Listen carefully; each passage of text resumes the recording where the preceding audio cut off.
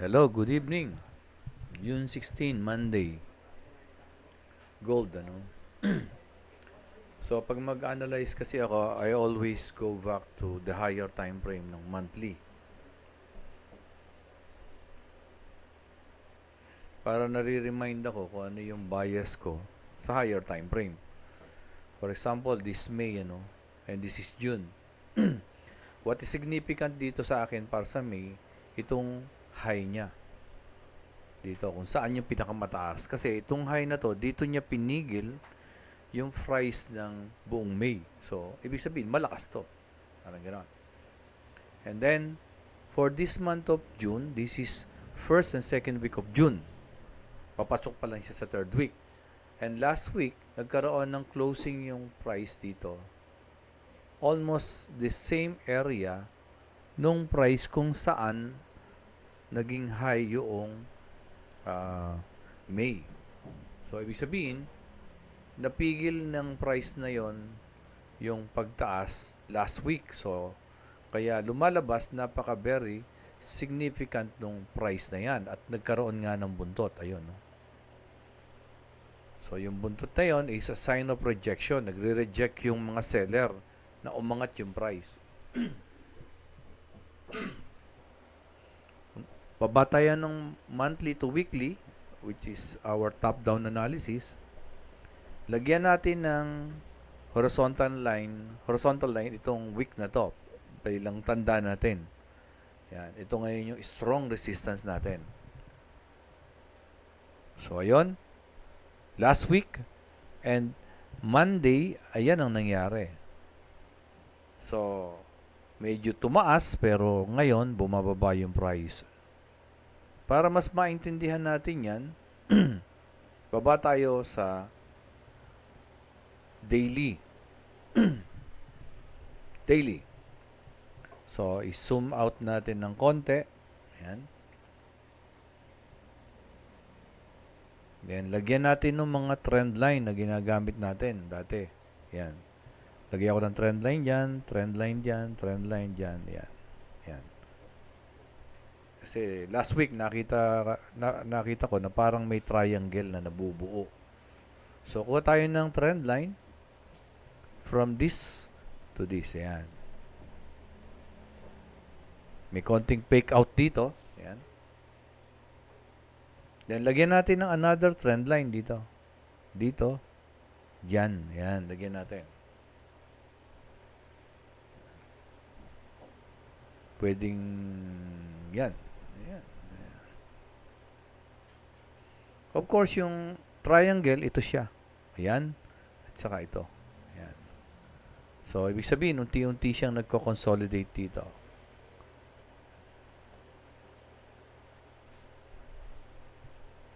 Pero kung sisilipin nating mabuti, what happened? This is high. This is higher high. And this is another higher high. This is low. This is higher low. This is higher low. Kahit disregard na natin to. So, ibig sabihin, sa daily time frame, ang trend is uptrend. Bakit naging uptrend? Simply because there is a series of higher high and a series of higher low. So, if this is higher high, what do we expect? Another higher low. Maaring dito or dito. Yun yung lagay kong video last week, kaya balikan nyo yung video na yon.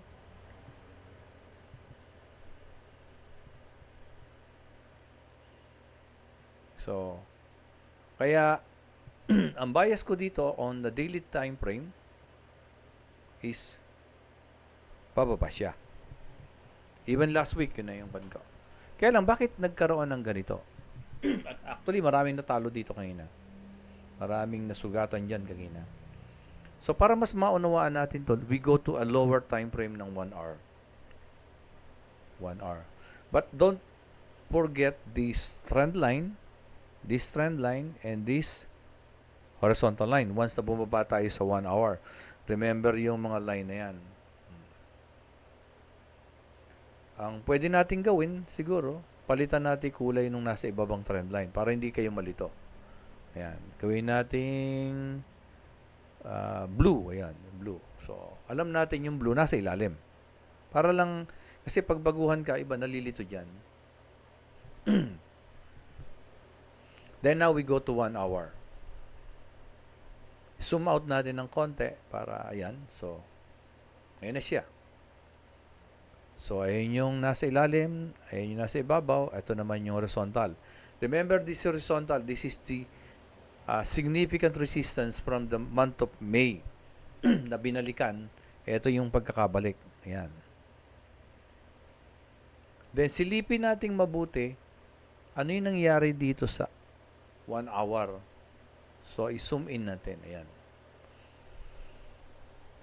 So, dito, mapapansin natin, may another triangle. Ayun, no?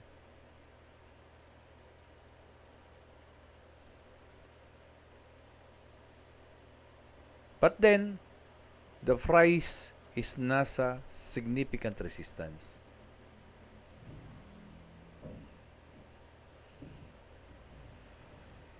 At halos nasa, ito yung double top. Ayan, sinasabi nila double top. Pag double top daw, magre-reverse na yan. Which is nag-reverse nga. At ngayon naman, pagkatapos mag-reverse, mukhang babalik. Mukha lang. Tingnan natin. And hindi ako nag-trade kanina, pero ngayon ako nag-trade. As you can see, nakabuy ako. Saan ko ine-expect yung price? Ba't ako nag-buy? Ayan. Hindi ako pumasok dito kanina.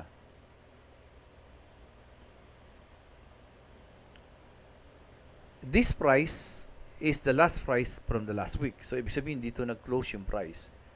And then, kaninang maga, lumundag yung price. Nag-open dito, bumaba, at bumaba pa lalo. Ano nangyari nung lumundag dito? Ayan. At bakit ang daming natalo? So, imagine niyo wala pa tong price na to. Ito pa lang.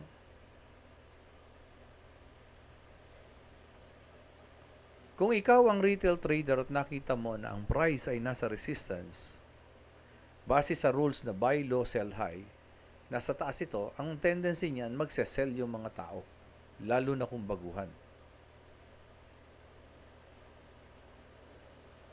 So, again, wala pa to. So, saan ang position? So, let's say dito ang entry.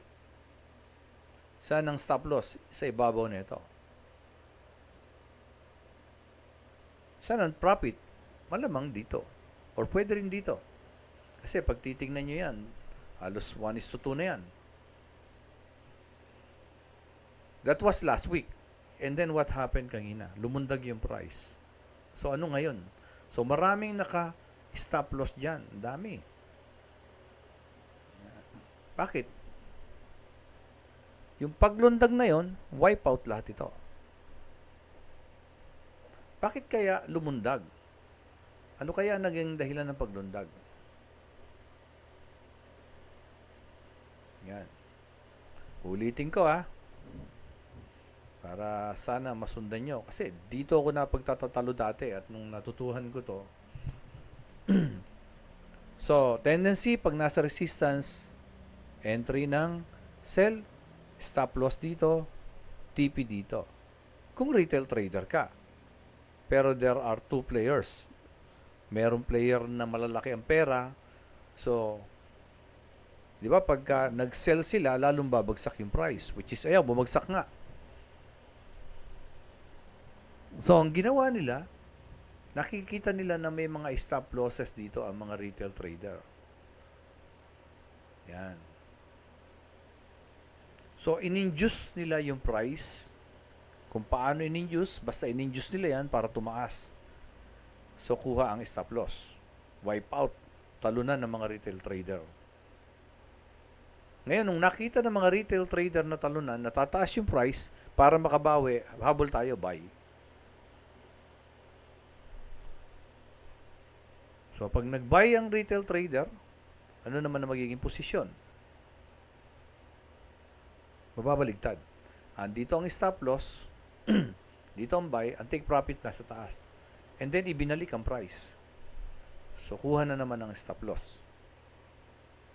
So, nagulat ang mga retail trader, tama pala ang sell. So, nag-react kaagad yung iba dahil kinakailangan makabawi, nag-sell na naman dito. Stop loss na naman dito. Another, bumalik na naman ang price sa taas. Wipe out na naman. And then, akala ng retail trader, aakit na because of the green, o buy na naman dito, stop loss na naman dito. Bumalik ang price. Tama pala. But this time, sa 4 na beses na to, so yung institusyon na maraming pera, i-discharge sa buyer dito, yung kanyang posisyon. Sa dami ng posisyon niya na sell, bumagsak ngayon yung price. Na tama pala dahil nasa resistance. Kaya lang, ang tawag dito ay fake out.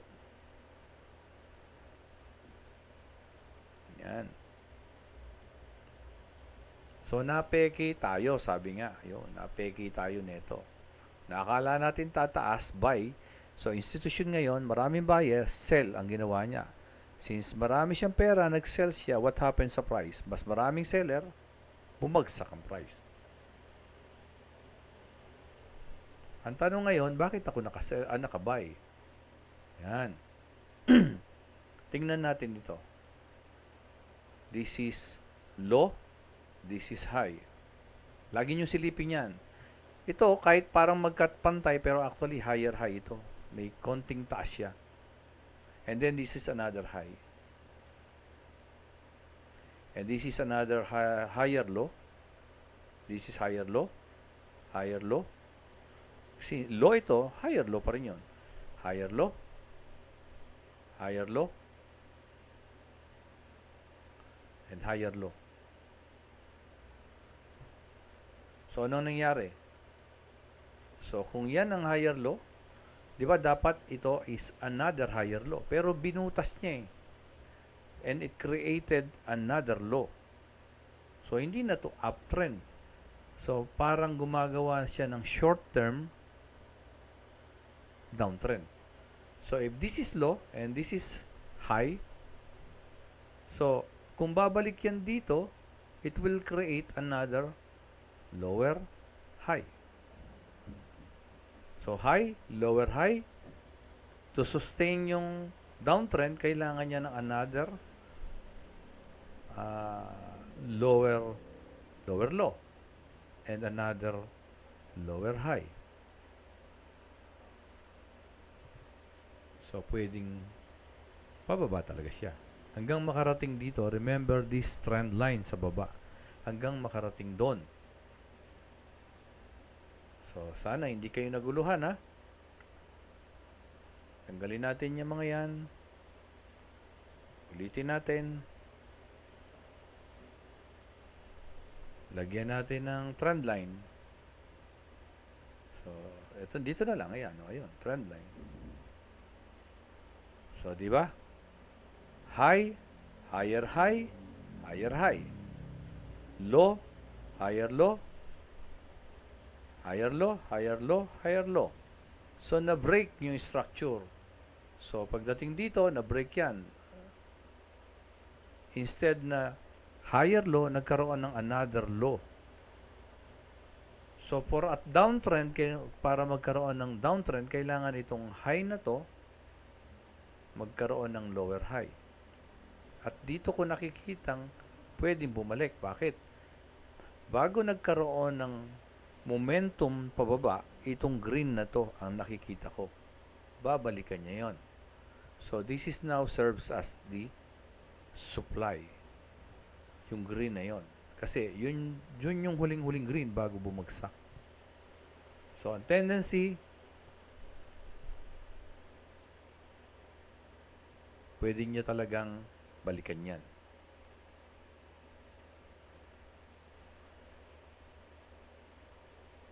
Kung i-minimize ko, susum out ko, ayan, anong pwedeng mangyari? Pwedeng magkaroon ng ganyan, low, lower high, lower low, another lower high, another lower low, another lower high, and then magsa-sideways hanggang magkaroon dito ng pwedeng hammer or pin bar or weak candles, and then bullish engulfing. Doon pa lang ako magbabay as a long-term buy. Pero sa ngayon, hihintayin ko siya rito. Pag dumating dyan at nakakita ako ng weak candles, lalabas ako at maghihintay ako ng sign of reversal. Anong sign of reversal? Inverted hammer. Pwede yun. Or weak candles muna. Weak candles, weak candles, weak candles. Tapos inverted hammer. I hope na malinaw at sana nakatulong. At kung ano man yung nangyari kanina, sana balikan nyo kasi lesson yon. Kung makukuha nyo kung bakit kayo natalo, maiiwasan nyo. Pero kung natalo lang kayo at hindi nyo natutuhan bakit kayo natalo, pwedeng maulit. Kaya kailangan binabalikan natin yung mga trade natin na natalo tayo at yung mga trade na nanalo tayo. Again, yung natalo para hindi natin maulit at yung nanalo para yun ang uulitin natin. And sa ngayon, nakikita nyo, no? Yung buy ko medyo nasa winning ako. So, hintayin ko lang dito yan. So, pagdating dito, kung pakikita ng candles, magre-react lang ako. Pagka yan medyo dumating dito at medyo lumiit yung mga candles, lumiit na lumiit, tapos may mga rejection sa taas, yun na. Time to takbo na. I-save na yung profit natin. Out na sa market, I mean.